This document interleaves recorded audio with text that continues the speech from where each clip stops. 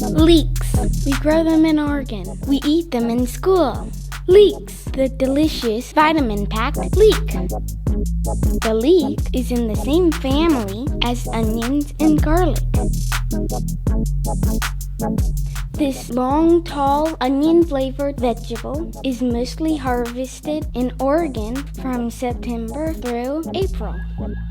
Leeks are planted about 6 inches apart that grow into thick stems about 1 inch in diameter.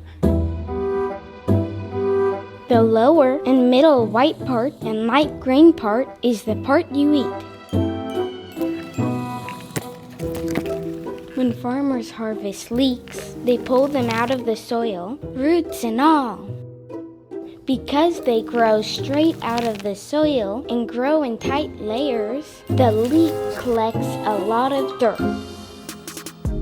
To clean it, cut the leek lengthwise and scrub all the dirt from its many layers. Then wash your own hands and start to cut to be used raw or cooked in delicious recipes like soups, salads, and sautés. Leeks.